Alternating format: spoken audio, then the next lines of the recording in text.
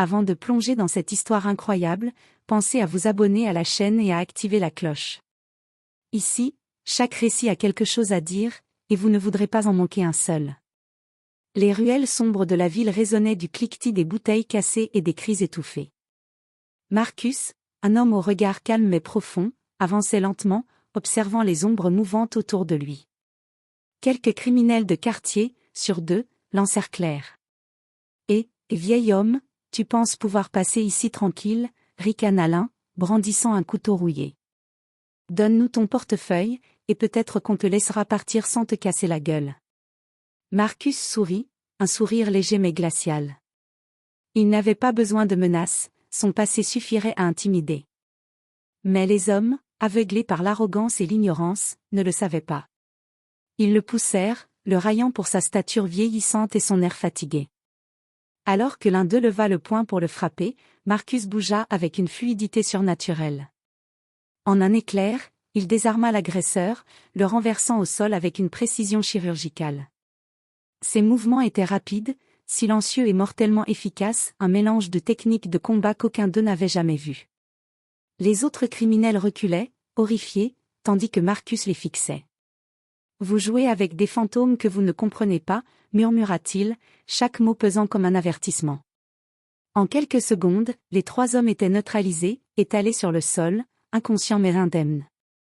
Marcus se redressa, ajusta sa veste, et reprit sa marche comme si de rien n'était, laissant derrière lui les hommes abasourdis, incapables de comprendre comment ils avaient été vaincus sans résistance apparente. Personne dans ces ruelles ne savait que cet homme, autrefois redouté sous un autre nom, avait été un assassin impitoyable, un maître de la mort. Et pour ceux qui l'avaient humilié, ils avaient appris trop tard que certains passés ne meurent jamais. La nuit était tombée depuis longtemps sur les rues délabrées de Ravenwood. Marcus marchait d'un pas lent mais rassuré, le souffle régulier, les mains dans les poches de sa vieille veste en cuir. Ses yeux, pourtant fatigués, scrutaient chaque coin sombre avec une attention de prédateur. Quelques jeunes criminels de quartier, connus pour leur arrogance et leur petit trafic, l'avaient repéré. Ils riaient entre eux, sûrs de pouvoir intimider un vieil homme seul. « Papy » cria l'un d'eux, un petit brun nerveux nommé Ricky. « Donne-nous ton portefeuille, et on sera gentil avec toi. » Marcus ne répondit pas. Il ralentit juste, leur offrant un léger sourire qui semblait amical mais portait la froideur de l'acier. Les jeunes se rapprochèrent, riant et le poussant légèrement, comme on bouscule un chien errant. Ricky se pencha vers lui, arrogant. « Quoi? T'as peur, hein? Tu fais pitié. » À cet instant, Marcus sentit une familiarité étrange dans leurs gestes, l'insolence, la provocation, exactement le genre de situation qu'il avait affronté des milliers de fois, mais sous un autre nom, dans un autre temps. Son passé d'assassin, mortel et silencieux, frémissait sous sa peau. Quand l'un des hommes leva le poing pour le frapper, Marcus réagit instinctivement. Ses mouvements étaient fluides, précis, et d'une vitesse que personne n'aurait pu suivre. En un instant, Ricky se retrouva au sol, désarmé et étourdi, tandis que ses complices reculaient, terrorisés par l'efficacité et la violence contenues dans le geste du vieil homme. Marcus se redressa, calme, le regard glacial. Certains fantômes ne dorment jamais. Les jeunes restèrent figés, incapables de comprendre ce qui venait de se passer. L'humiliation qu'ils pensaient infliger à ce vieil homme venait de se retourner contre eux, de la manière la plus brutale et silencieuse possible. Marcus reprit sa route, laissant derrière lui la peur, le silence et un avertissement muet, ne jamais sous-estimer un passé qui a tué pour survivre. Le lendemain matin, Ravenwood semblait ordinaire. Les passants se pressaient dans les rues, ignorant des événements de la nuit précédente. Mais pour Marcus, la ville n'était jamais vraiment normale. Chaque bruit, chaque mouvement dans l'ombre lui rappelait les années où il était connu sous un autre nom, un nom que personne ne prononçait plus. Dans un petit appartement du centre-ville, Marcus alluma son ordinateur et parcourut les réseaux sociaux. Rapidement, il tomba sur les vidéos amateurs des jeunes criminels de la veille, encore en train de se vanter de leur « courage ». Le rire moqueur de Ricky résonnait à travers les haut-parleurs.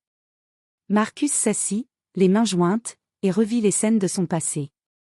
Chaque humiliation, chaque trahison, chaque mission accomplie avec froideur et précision. Tout cela revenait, mais il savait qu'il ne pouvait pas se contenter de ce simple avertissement. Ces jeunes avaient franchi une ligne. Il fallait qu'ils comprennent qu'ils avaient réveillé un prédateur endormi. Il sortit un petit carnet, couvert de notes anciennes et de schémas de combat. Ses doigts parcoururent des noms, des adresses et des visages qu'il n'avait jamais oubliés. Les jeunes de Ravenwood n'étaient que de simples pions dans un jeu beaucoup plus grand. Marcus planifiait méthodiquement, chaque humiliation reçue, chaque moquerie, chaque mensonge serait payé au centuple. Mais il ne voulait pas agir dans la précipitation. Sa force ne résidait pas seulement dans ses compétences physiques, mais dans sa patience et sa stratégie. Comme toujours, il attendrait le moment parfait. Et quand ce moment viendrait, il frapperait avec la précision d'un assassin, laissant une leçon que ces jeunes n'oublieraient jamais. Alors qu'il refermait son carnet et regardait par la fenêtre, un calme terrible s'installa sur son visage. Le monde ignorait encore le danger qui marchait parmi eux.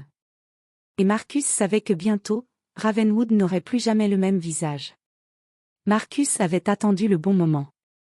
Les vidéos de Ricky et de ses complices circulaient encore sur les réseaux, et leur arrogance n'avait fait que croître.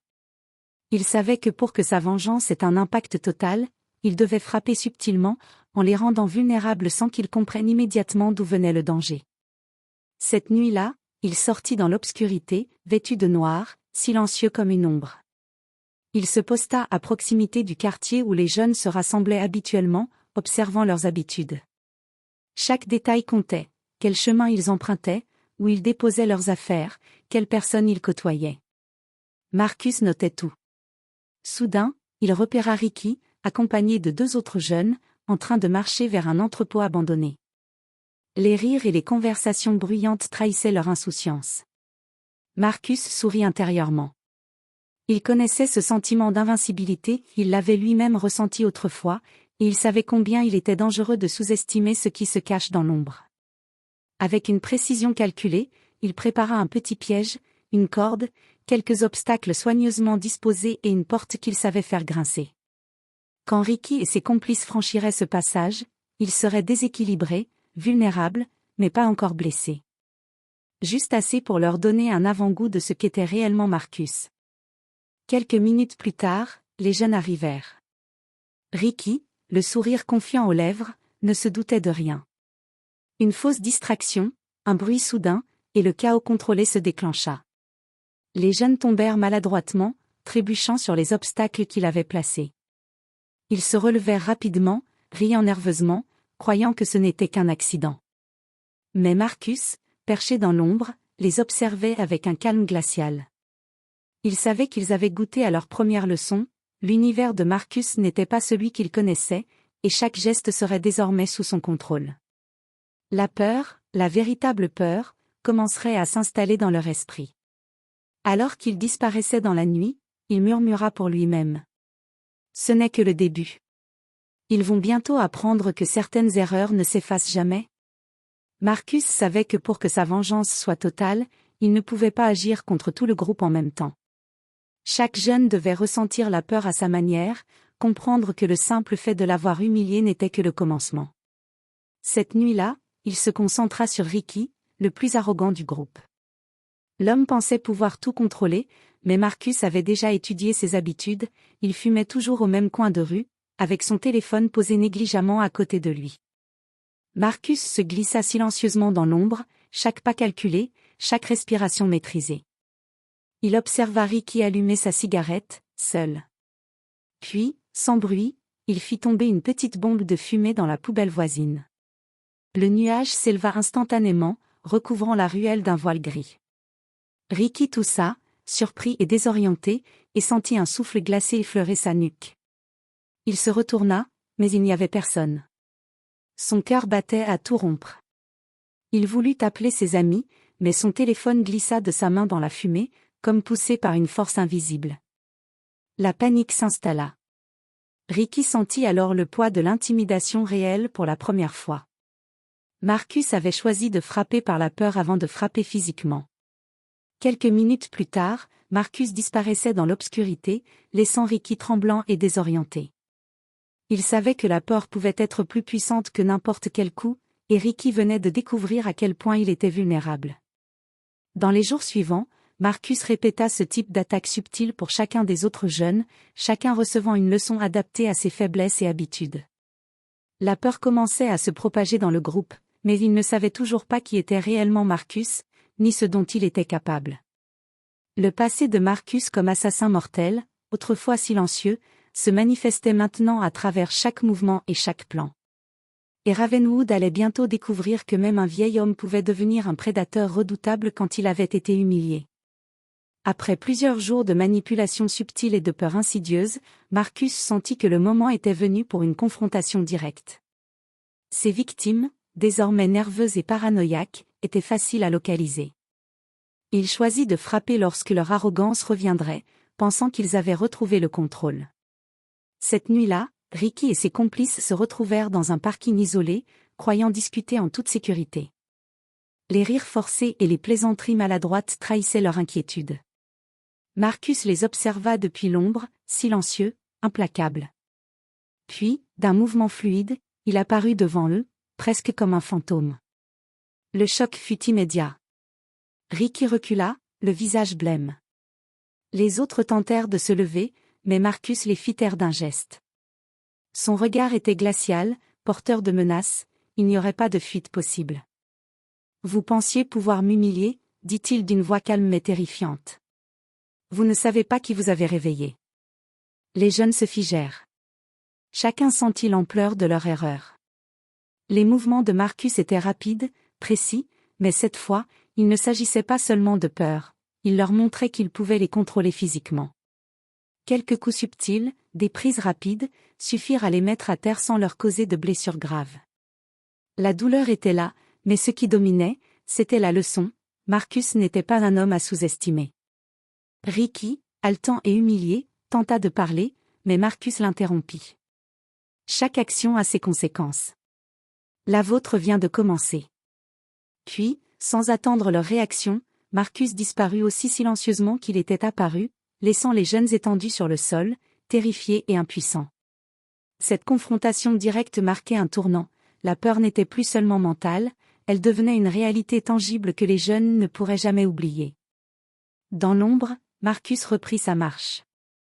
Il savait que sa vengeance devait continuer, mais chaque étape serait plus stratégique et plus personnelle, jusqu'à ce que ceux qui l'avaient humilié comprennent enfin la profondeur de leur erreur. Après la confrontation directe, Marcus savait que la leçon devait aller plus loin. La peur mentale et la douleur physique avaient eu un impact, mais pour que ses victimes comprennent vraiment la gravité de leurs actions, il devait frapper là où elles se sentaient en sécurité, leur famille, leurs repères, leur quotidien. Marcus observa leur routine pendant plusieurs jours. Il connaissait désormais chaque chemin, chaque habitude, chaque lieu qu'il considérait sûr. Puis il commença ses actions subtiles mais terrifiantes, une sonnette qui se déclenchait sans personne devant la porte, des ombres qui semblaient suivre chacun de leurs pas, des messages anonymes glissés sous leurs portes. Les jeunes commencèrent à se méfier les uns des autres, incapables de comprendre qui orchestrerait tout cela. La paranoïa s'installa rapidement. Chaque son de la nuit, chaque silhouette dans la ruelle devenait une menace. Marcus contrôlait désormais non seulement leur environnement immédiat, mais aussi leur esprit. Une nuit, Ricky entendit un léger bruit à l'intérieur de son appartement. Lorsqu'il ouvrit la porte, il trouva un simple mot, « Tu ne peux pas me fuir ». Pas de signature, pas de menace explicite, juste la certitude que Marcus était partout et nulle part à la fois.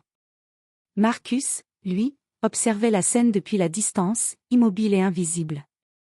Il ne cherchait pas la confrontation cette fois. Il savait que la peur pouvait être plus puissante que n'importe quelle violence.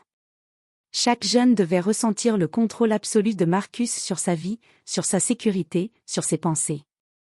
La ville, qui ignorait encore son identité réelle, allait bientôt découvrir que même les criminels les plus arrogants ne sont jamais à l'abri. Et Marcus savait que la leçon n'était pas terminée. Chaque mouvement, chaque stratégie, chaque peur infligée les rapprochait d'une conclusion inévitable, ils avaient réveillé un assassin, et il n'oublie jamais.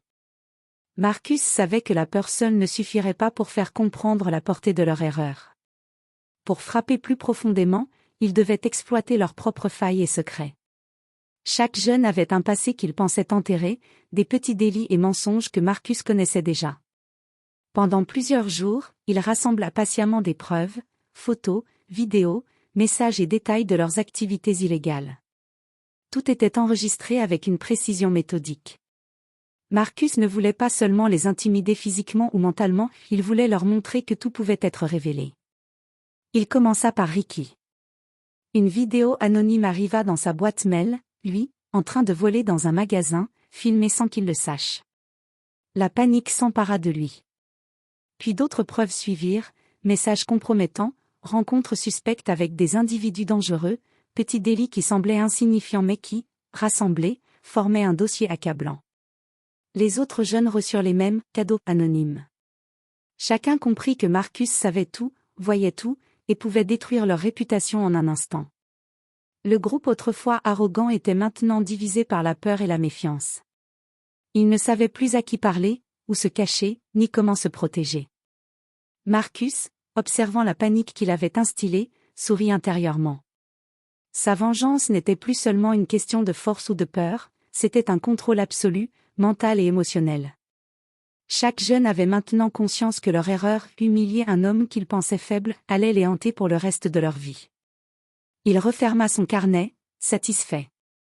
La leçon avançait à grands pas, mais Marcus savait que le coup final devait être réservé au moment où il croirait être totalement en sécurité.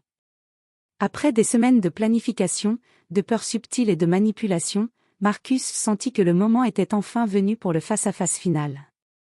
Tous les jeunes, désormais nerveux et paranoïaques, pensaient pouvoir se cacher, croyant que la menace était derrière eux. Mais Marcus savait que la véritable confrontation devait être publique, inoubliable et irréversible. Il choisit un ancien entrepôt abandonné, un lieu neutre où personne ne pourrait intervenir. Les jeunes, pensant se retrouver pour réparer leur cohésion, furent piégés par Marcus qui les attendait, calme et imposant dans l'obscurité. Alors, vous pensiez vraiment pouvoir me ridiculiser et vous en sortir, lança Marcus, sa voix résonnant dans le vaste espace vide. Les jeunes reculaient, incapables de répondre. Chacun pouvait voir dans ses yeux que Marcus n'était pas un homme ordinaire. Il était une tempête contenue, une force prête à frapper avec précision et sang-froid. D'un mouvement rapide mais contrôlé, Marcus désarma chaque individu, les immobilisant sans violence excessive. Puis il activa des écrans disposés dans l'entrepôt, photos, vidéos et messages compromettants défilaient, dévoilant toutes leurs actions illégales et leurs mensonges. La panique monta à son comble. Ricky tenta de parler, et, on peut s'expliquer. Marcus le coupa, calmement mais avec autorité. Il n'y a rien à expliquer. Chaque action a des conséquences. Vous avez choisi de m'humilier. Maintenant, vous êtes confrontés à vos choix.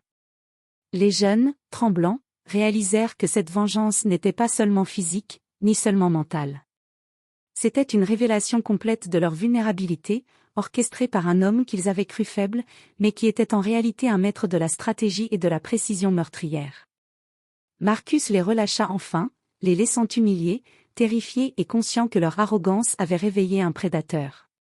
Tandis qu'ils disparaissaient dans l'ombre de l'entrepôt, ils savaient que cette nuit resterait gravée dans leur mémoire pour toujours. Après le face-à-face final, Marcus savait que sa vengeance touchait à sa fin. Chaque jeune avait reçu sa leçon, la peur, l'humiliation et la démonstration de leur vulnérabilité. Chacun d'eux comprenait maintenant qu'il n'avait jamais dû le sous-estimer. Dans les jours suivants, les jeunes tentèrent de reprendre leur vie normale, mais la peur restait ancrée en eux. Chaque coin sombre, chaque bruit de la nuit leur rappelait Marcus. Les rumeurs sur l'homme mystérieux qui avait orchestré leur humiliation circulaient dans tout le quartier, renforçant leur paranoïa. Marcus, lui, retourna à sa vie quotidienne, invisible parmi la foule. Ses actions avaient été silencieuses mais efficaces. Aucun acte inutile, aucune violence gratuite. Il avait rappelé à ces jeunes que les apparences sont trompeuses, et que certaines forces, même endormies, peuvent revenir avec une puissance redoutable. Pour Marcus, la vengeance n'était pas un jeu de plaisir, mais un acte de justice personnelle. Les cicatrices laissées dans les esprits de ses victimes étaient suffisantes pour marquer la fin de cet épisode. Il savait que la peur qu'il avait instillée durerait longtemps, et cela lui suffisait. Alors qu'il marchait dans les rues calmes de Ravenwood, la nuit enveloppant la ville, il sourit légèrement. Les fantômes du passé ne dorment jamais, et ceux qui ont choisi l'humiliation avaient maintenant appris à ne jamais réveiller un assassin mortel. La vengeance était accomplie, silencieuse mais totale, et Marcus pouvait enfin se fondre dans l'ombre, libre et invincible, comme il l'avait toujours été. Quelques semaines après la confrontation, Ravenwood semblait redevenu normal. Les rues bruyantes et les ruelles sombres étaient remplies des mêmes visages familiers. Mais pour ceux qui avaient osé humilier Marcus, le quartier n'était plus jamais le même. Ricky et ses complices avaient changé. Leurs rires arrogants avaient disparu, remplacés par la nervosité et la méfiance. Chacun de leurs gestes était désormais mesuré, car la peur qu'ils avaient ressentie face à Marcus persistait, s'insinuant dans leurs pensées, les empêchant de dormir, les forçant à se rappeler que certains passés ne meurent jamais. Dans l'ombre, Marcus continuait sa vie comme si de rien n'était. Il marchait dans les rues, observant, silencieux et invisible, une présence que personne ne pouvait mesurer. Les habitants parlaient parfois de l'homme mystérieux qui avait humilié les criminels, mais personne ne connaissait son nom, son visage ou son passé. Il était devenu une légende, un fantôme qui hante la mémoire de ceux qui ont commis l'erreur de le sous-estimer. Marcus, lui, savait que sa mission était accomplie. La vengeance n'avait pas été un spectacle sanglant, mais une leçon d'intelligence, de stratégie et de contrôle. Les jeunes avaient appris, à travers la peur et l'humiliation, ce que signifie réveiller un prédateur mortel. Alors que la nuit tombait sur Ravenwood, il s'éloigna dans les rues désertes, silencieux et libre. Les ombres l'accueillaient comme une vieille amie, et la ville continuait sa vie sans jamais savoir que la justice et la vengeance peuvent parfois marcher main dans la main, portées par un homme que personne n'oubliera jamais.